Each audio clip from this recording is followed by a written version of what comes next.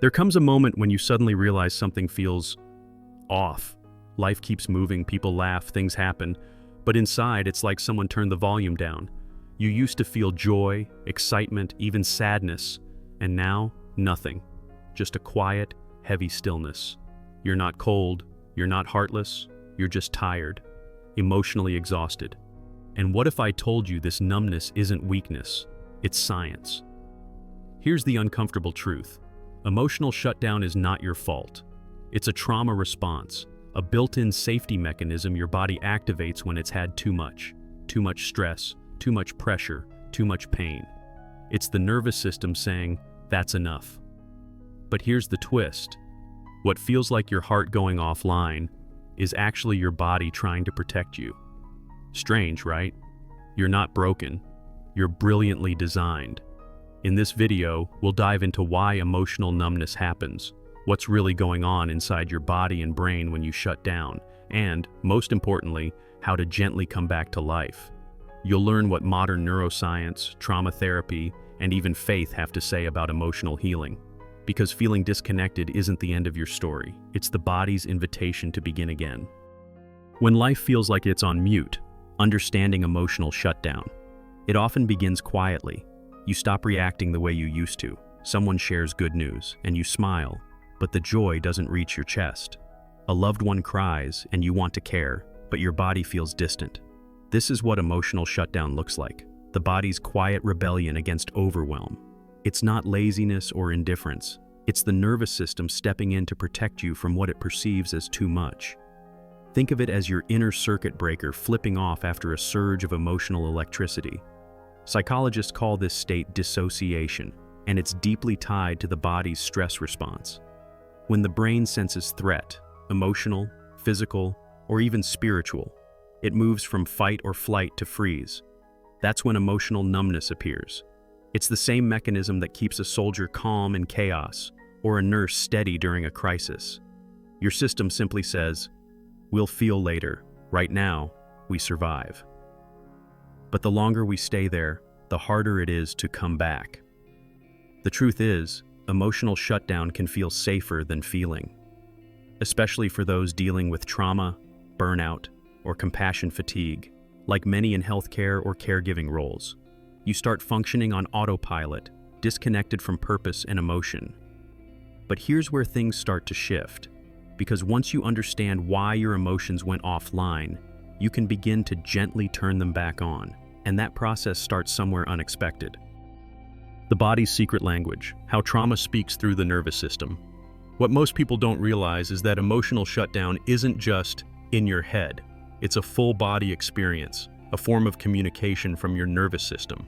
According to polyvagal theory, your vagus nerve, that long highway connecting your brain to your organs, decides whether you feel safe, anxious, or disconnected. When life becomes too heavy, this system hits the brakes, sending you into a protective freeze. It's not emotional weakness, it's biology, doing its best to keep you alive when your world feels unsafe. You can see this response everywhere. A nurse who keeps caring for others while feeling nothing inside, a teacher who smiles through burnout, a parent who goes through the motions but feels hollow. These are not broken people, they're survivors of nervous system dysregulation. Their bodies have been shouting, "Slow down," but modern life rewards speed, productivity, and suppression. And when we ignore those signals long enough, the body takes over. It shuts the door to emotions until it feels safe again to open it. Understanding this is the first step to emotional recovery, because once you stop blaming yourself and start listening to your body, healing becomes possible. You begin to realize that your nervous system isn't the enemy, it's your oldest, wisest guardian. And when you learn to regulate it, to speak its language, something remarkable begins to happen next. From survival mode to feeling again, the path out of emotional numbness. Coming back to life after emotional shutdown isn't about forcing yourself to feel. It's about creating safety so your body allows you to feel again. Many people try to push their emotions back online with willpower or guilt, but that only deepens the disconnection. Healing starts small, with gentle, consistent signals to your nervous system that say, "It's safe now." Simple actions, like deep breathing, prayer, slow walks, or even humming, can stimulate the vagus nerve and begin a nervous system reset. It's biology meeting mindfulness. Imagine someone recovering from burnout in healthcare. They used to rush from patient to patient, ignoring their own exhaustion. Now, they start the morning with a 2-minute breathing ritual, focusing on gratitude instead of dread. Over time, that small act shifts their entire stress response. The body begins to trust again. Emotions start to trickle back, first quietly, then more fully. That's somatic healing in action, the body leading the way back home.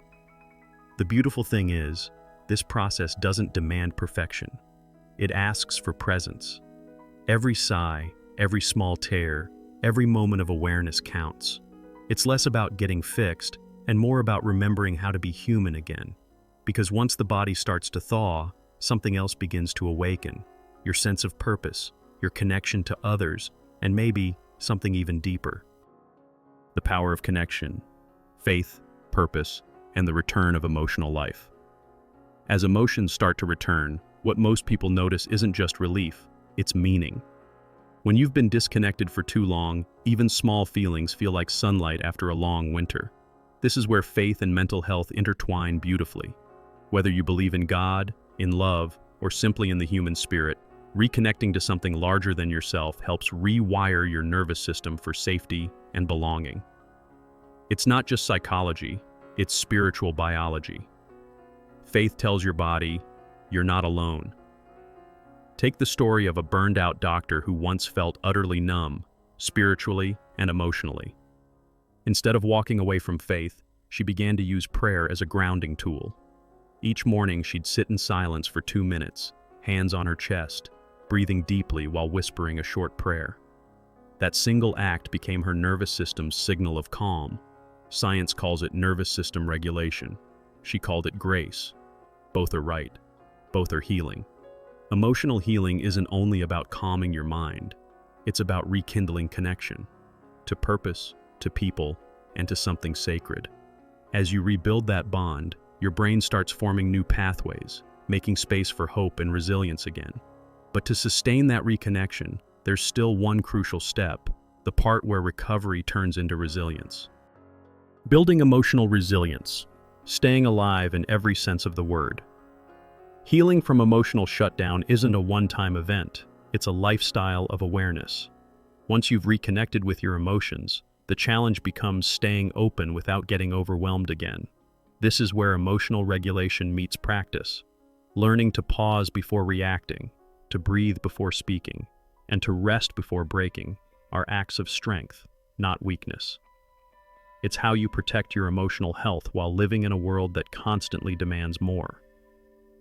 One powerful method is to create rituals of stress recovery. Think of journaling for 10 minutes at night, a short prayer or meditation before work, or even a weekly digital detox. These habits help your nervous system reset, reinforcing safety in your body. And when life throws its next wave, because it will, you'll notice you bend, but don't break. That's emotional resilience, the art of staying soft without shattering. True emotional recovery isn't about never feeling pain again. It's about trusting that you can feel it and still move forward.